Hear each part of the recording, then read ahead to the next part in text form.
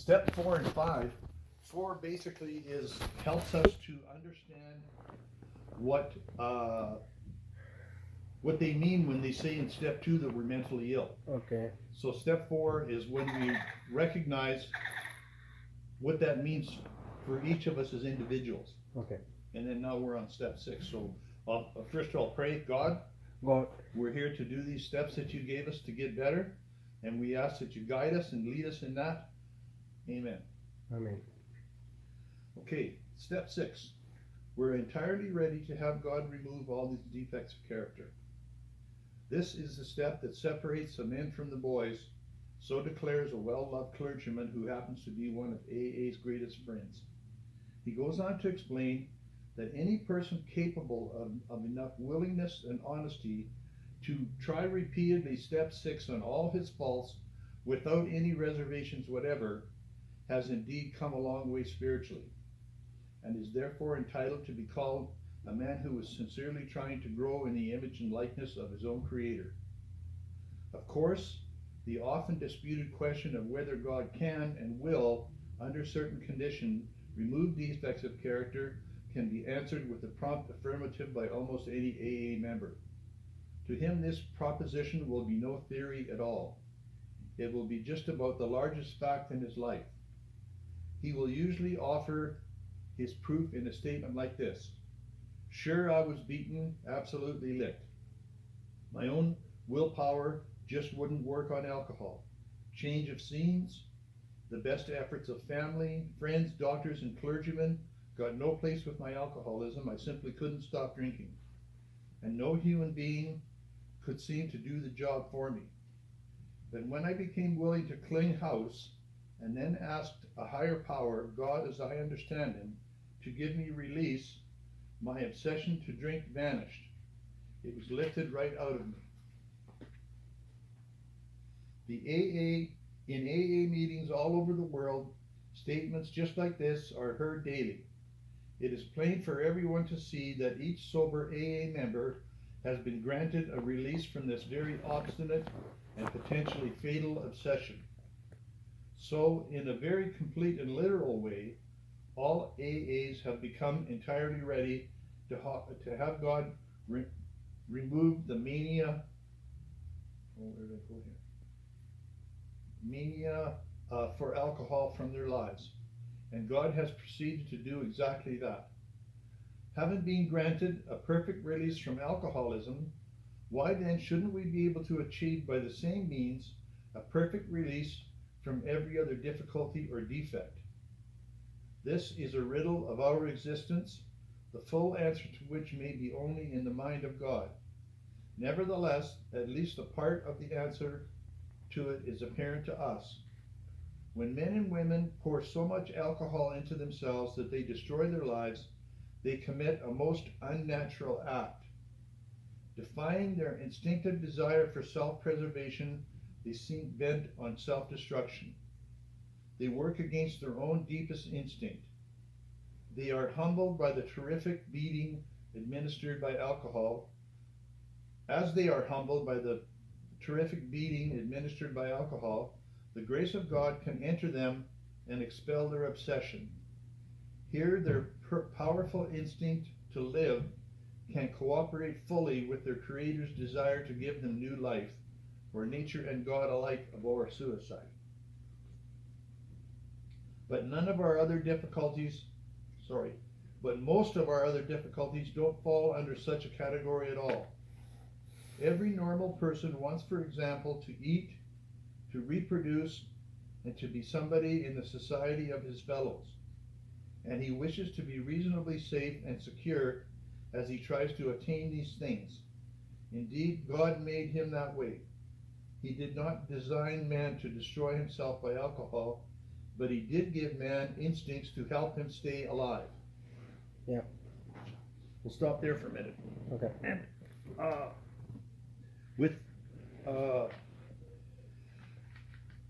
what we're dealing with here is, like, I've studied a lot of scientists and developmental psychology. A developmental psychologist is a man who studies you from the day you're born to the day you die. So they study you through all aspects of life. And what they agree on, all of them that I've ever read or studied, is that between the day we're born and the day we're 6, we record in our mind everything that happens. We watch how mom is, we watch how dad is, we watch how our brothers and sisters are, we watch how our aunts and uncles are. Whenever people get together, we're like a little recording camera, and we sit there and we watch, and we record everything that happens. And that's our original programming. And that's from birth to age 6. Because from birth to age 6, you can teach a child 3 languages simultaneously, and they can learn 3 languages. After 6, no. 1 language is hard after 6. But before 6, we bring in everything that happens around us, and that becomes our perspective of life.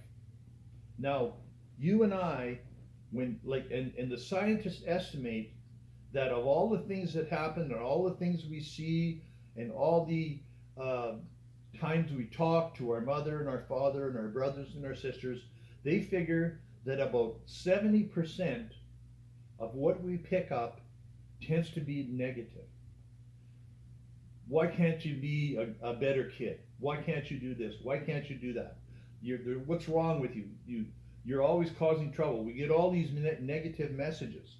And then when we grow up, when we get to be adults, by the time they figure by about the time we're 35, like when we're little, we're not creative in the sense of an adult. Like after 6 years old, people are more creative because the frontal lobe of their brain begins to develop more. So when we're in our day-to-day life, unless we're thinking consciously, unless we're present for the present moment, the thing that happens is all of those negative emotions and all those negative messages and all those negative situations are running in our mind, because we're thinking with our conscious mind, which means that we're behaving from our unconscious mind. And that's why when a man and a woman meet, at first they're in love. The sky is bluer, they don't need as much sleep, they feel good all the time because they're in their frontal part of their brain. But what happens is, after a while, we have to start thinking again. And when we start thinking again, then the 95% of our unconscious mind, it takes over and it runs the programs that we learned before we got to be age 6. So if a man and a woman are getting together and they've been together like for a couple of months or something like that, and one of them starts acting differently, that means that person is starting to run the programs in the original part of their brain, the part of their brain that was programmed before they were age 6. And then all of that negativity all comes out, and then it starts causing trouble between the man and the woman, because at first, when you're first in love, you don't think that much, because everything you ever wanted is right in front of you. Why would you think? You're just there. Present. Remember that book I told you about, The Power of Now? Yeah. Well, that's what that guy, Eckhart Tolle, talks about. He talks about that most of the time, we're either thinking about the past or worrying about the future. And that's the subconscious part of the mind that was programmed before we were age 6. And so if we heard a lot of negative messages, like say, for example, you're an idiot. My father used to say to me, how did you ever get to be so goddamn stupid? He always was calling me and my brothers and sisters stupid. He'd say to my mother, what's wrong with that kid? What's wrong with that kid? There was always something wrong with that kid. Negative, you're stupid, you can't do anything right. All these negative messages. And so when we're adults, we're thinking all the time, which means that we're running out of the unconscious part of our brain. And the unconscious has got all these negative messages. And we say to ourselves, I want to be happy, I want to get along with my wife or my husband, I want to be a good father or mother to my children, and we have all these positive things that we want, but we're not going out of that part of the brain. The part of the brain that's the conscious part of the brain is very small compared to the unconscious part of the brain. So if I tell myself I want to be successful and then I'm not successful, then, well, what happened? The problem is that I'm thinking all the time, and then those old negative messages, you don't deserve this, you're not good enough of a kid, all those messages. So what we do in a way that we're not aware of is we sabotage ourselves. We bugger up the situation so that it doesn't work out. Like, say a guy wants a good job and he gets the good job and he wants to keep the good job, but he comes to work late, he doesn't do any more than he absolutely has to, he feels bad about himself, he's got no self-esteem. So pretty soon they say, you've been here for 3 months, you're not working out. We don't want to keep you on staff. And so that's the sort of that's the part that we're talking about here, is all that stuff that we learned before we were 6. And like I said, before you're 6, you're like a little video camera. Your brain just takes everything in. And when we're little, like before we're 6, if we're learning something, say for example, you come home with your report card and you get 4 B's and 1 C. What do your parents do? They ignore the B's and they say, how come you didn't get a B in this subject? So what they do is they focus on the negative. And so we're little and we don't know the difference, so we learn to focus on the negative. So if we do something wrong, we go, oh, what an idiot I am. What the hell's wrong with me? And that's all the words that we got from somebody else, which would be our parents, our brothers, our sisters, our aunts, our uncles. And all those negative things start coming up, and they get in the way of a person being able to be successful because they don't believe they deserve to be successful. And so that's the stuff that we need to take to God in step 7. And step 6 is just talking about basically we need to understand that we have to accept the fact that a lot of these negative messages, if we don't take them to God and change them, and we can change them other ways too, and we can talk about that another time, because any alcoholic who wants to be happy as a sober person has to change their mind. They have to begin to notice when they're criticizing themselves. They need to begin to notice when they're telling themselves they're no damn good, they're not smart enough, they're not good enough. All those old messages that we hear in school and at home and from brothers and sisters and all that. Because kids are really tough on each other. They call each other, oh, you're retarded. And we used to tell each other, me and my brothers, you're adopted. Oh. My brother Jerry and my brother Gordy would get together and tell me I was adopted. And I'd say, no, I wasn't adopted. They'd say, yeah, you were adopted, man, you were adopted. So I'd go to my mother and I'd say, am I adopted? She'd say, of course you're not. So I'd go back and say, I asked Mom, and Mom said I'm not adopted. And he said, well, do you think she was going to tell you the truth? That you really are adopted. You don't belong in this family. Kids are really hard on each other. They're little buggers, Yeah. So we have all this negative stuff rattling around in our unconscious, and it's running the show. Yeah. The Buddhists say. Yeah, in my family we say my sister say, you get from the river, from the boat, Mm-hmm. You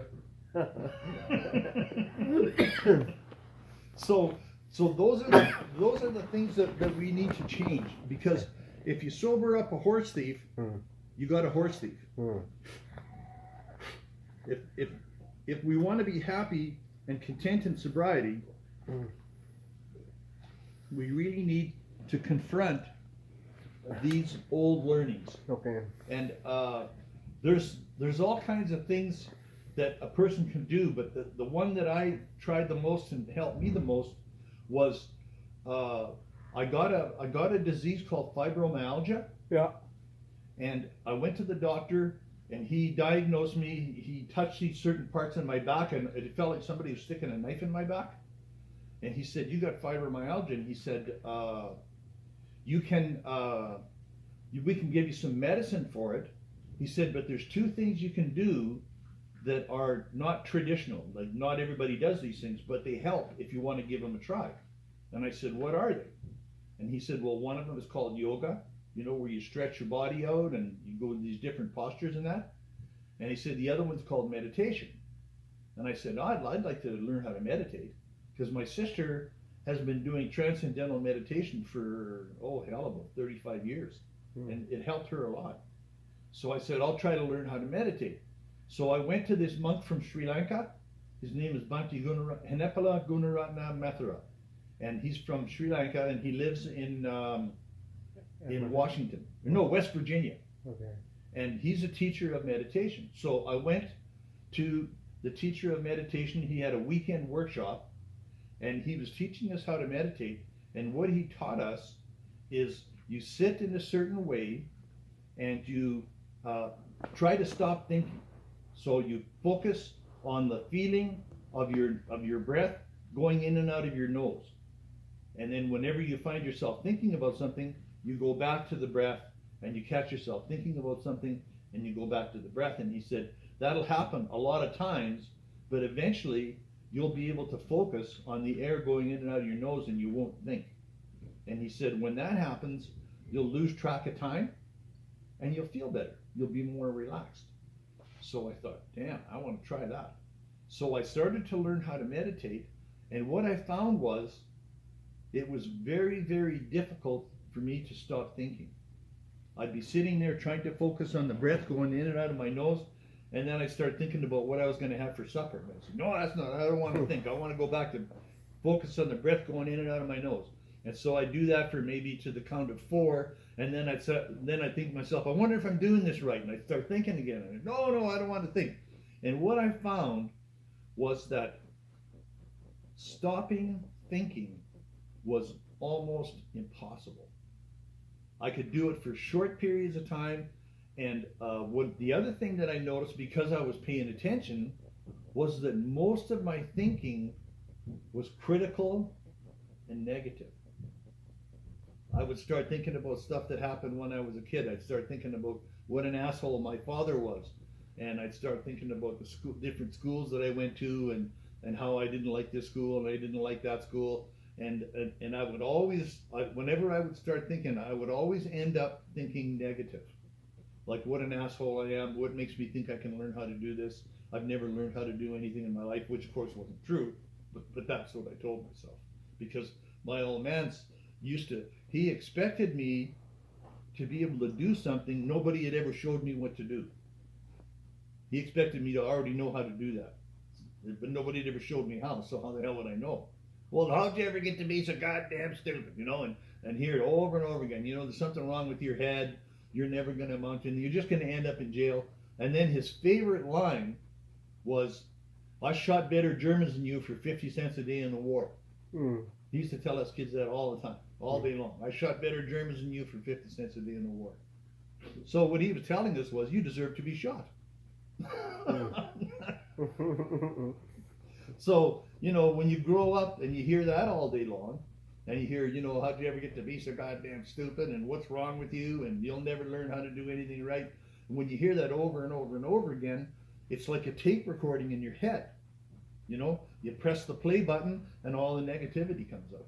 And even in a normal family, the scientists who study this, the workings of the mind and the workings of the brain, they say that 70%, this isn't for alcoholics, this is just for ordinary people, about 70% of what they say to themselves and what they think is negative. 70%, 70. And for me, I would say it was probably more like 90%. We never got a lot of positive things happening in the family. So here we are, we stopped drinking. Why did we drink? Because we hurt inside. So we quit drinking, and guess what? We still hurt. Okay. The steps give us a way to get out of the hurt. That's what the steps are for. The steps are there to help us get God to get rid of these defects of character, this negative thinking and this critical thinking. And like my dad, if somebody came to visit my dad and then they left, before they got out of the yard, my dad had already said 25 negative things about that person. He was always taking everybody's inventory. I know. he's an asshole. He borrows money, never pays it back. He's a lazy son of a bitch. You know, and as soon as the guy'd leave, the old man would take his inventory. Yeah. And so that's what I learned how to do. So when I met people, I would pay attention to all the negative things about them. I never paid attention to anything positive because the old man never paid attention to anything positive. So nobody taught me to pay attention to the positives. So when I met people, I would be sitting there saying, "Oh yeah, yeah," but inside I was thinking, "This guy's a loser. Yeah. He's an idiot. You know, Yeah. what's wrong with this guy?" And that's why I had so much conflict with other people, was because I learned to be critical of other people and only to see the negative sides of them. And I had to go to AA to learn how to see the positives. So what I would do when I was trying to meditate, if I caught myself thinking, I would go back to paying attention to the feeling of the breath going in and out of my nose.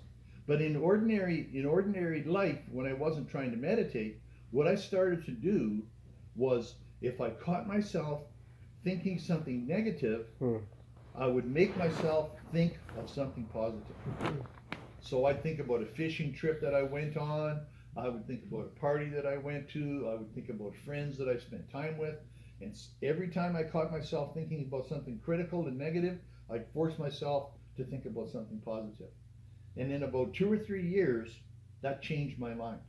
My mind started to be more positive. It took a long time, but I mean,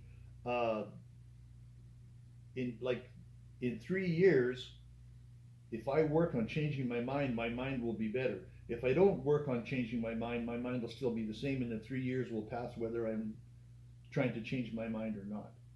So this is basically what we're talking about here, is to be able to identify these things that hurt us, and then get rid of them, turn them over to God. Yeah. Okay, so I'm going to start reading again. Did you have any comments on that part? No. No? That altogether says God help us Yeah. to change our behavior. That's all. Yeah. Okay. Okay, but most of our difficulties don't fall under such a category at all. I read that one already, didn't I?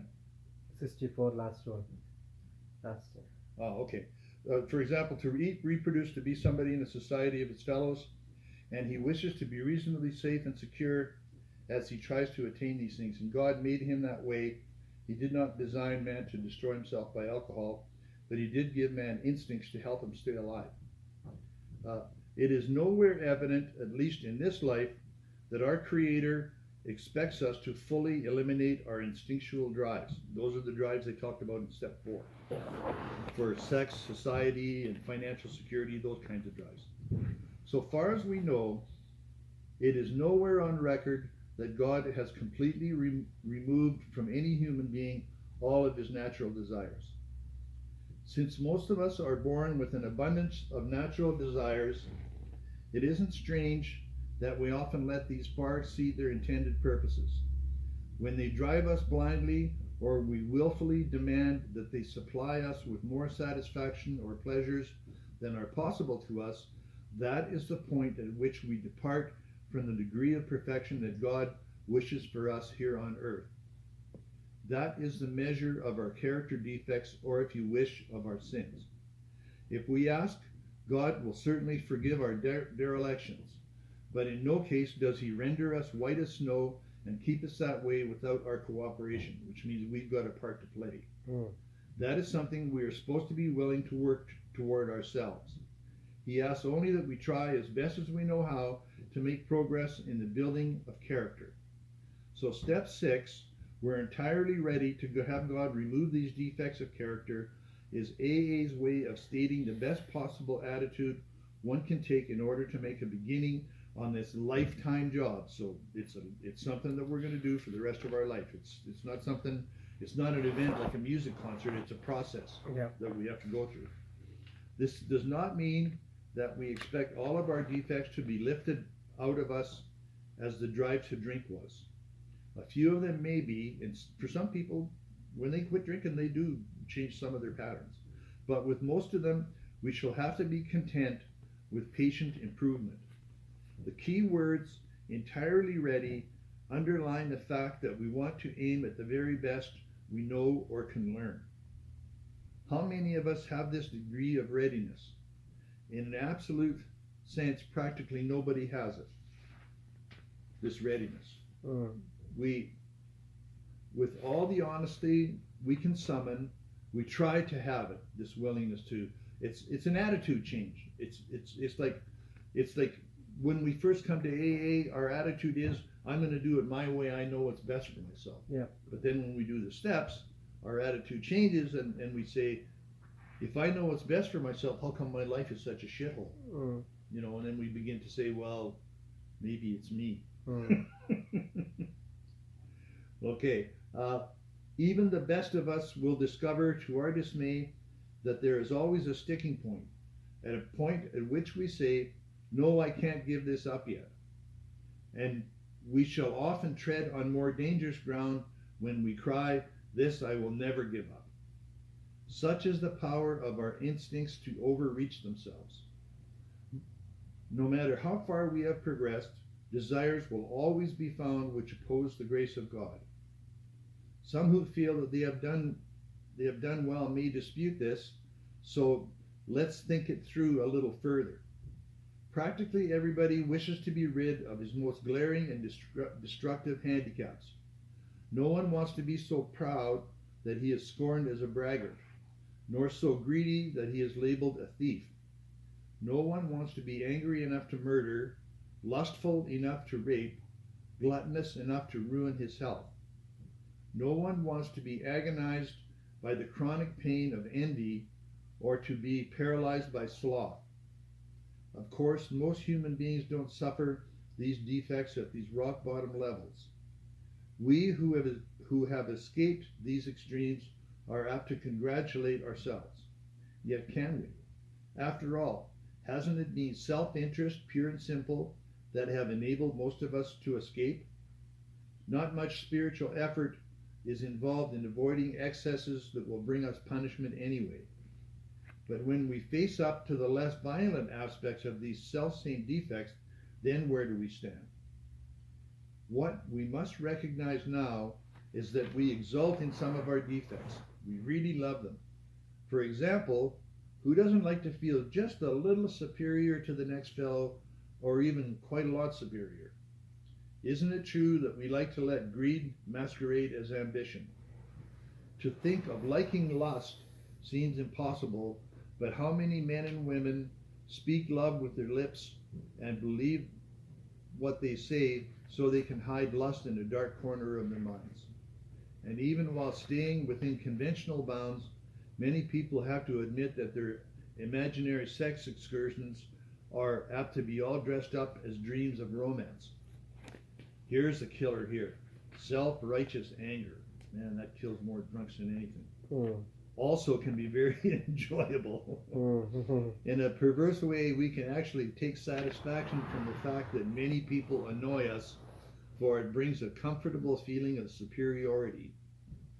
Gossip, barbed with our anger, a polite form of murder by character assassinations, has its satisfactions for us too. Here are we are not trying to help those we criticize. We are trying to proclaim our own righteousness, which means we think we're smarter than they are. When gluttony is less than ruinous, we have a milder word for that. We call it taking our comfort. We live in a world riddled with envy. To a greater or lesser degree, everybody is infected with it. We want to have this, we want to have what the neighbor's got. From this defect, we must surely get a warped yet definite satisfaction. Else why would we consume such great amounts of time wishing for what we have not rather than working for it, or angrily looking for attributes which we shall never have, instead of adjusting to the fact and accepting it?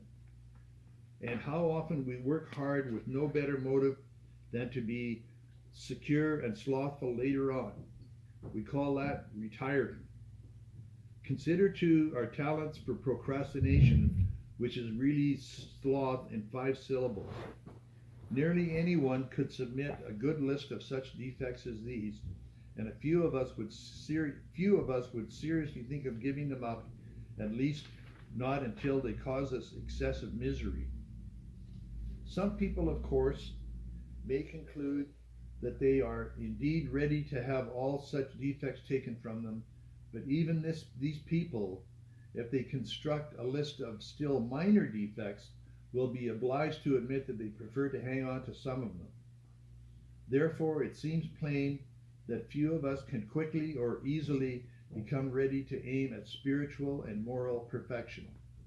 We want to settle for only as much perfection as will get us by in life, according, of course, to our various and sundry ideas of what will get us by. So the difference between the boys and the men is the difference between striving for a self-determined objective and for the perfect objective which is of God. Many will at once ask, how can we accept the entire implication of step 6? Why, that is perfection. This sounds like a hard question, but practically speaking it isn't. Only step 1, where we made the 100% admission we are powerless over alcohol, can be practiced with absolute perfection. The remaining 11 steps state perfect ideals. They are goals towards which we look and the measuring stick by which we estimate our progress. Seen in this light, step 6 is still difficult, but not at all impossible. The only urgent thing is that we make a beginning and keep trying. If we would gain any real advantage in the use of this step on problems other than alcohol, we shall need to make a brand new venture into open-mindedness. We shall need to raise our eyes towards perfection and be willing to walk in that direction. It will seldom matter how haltingly we walk. The only question is, are we ready? Looking again at those defects we are still unwilling to give up, we ought to erase the hard and fast lines that we have drawn. Perhaps we will be obliged in some cases still to say, this I cannot give up yet, but we should not say to ourselves, this I will never give up. Because when you say, I'll never give this up, you're saying, fuck you to God. Yeah. Let's dispose of what appears to be a hazardous open end we have left. It is suggested that we ought to become entirely willing to aim towards perfection. We note that some delay, however, might be pardoned. That word, in the mind of a rationalizing alcoholic, could certainly be a long-term meaning. He could say, very easy, sure, I'll head towards perfection, but I'm certainly not going to hurry any. Maybe I can postpone dealing with some of my problems indefinitely. Of course, this won't do. Such a bluffing of oneself will have to go the way of many other pleasant rationalization. At the very least, we shall come to grips with some of our worst character defects and take action toward their removal as quickly as we can. The moment we say no, never,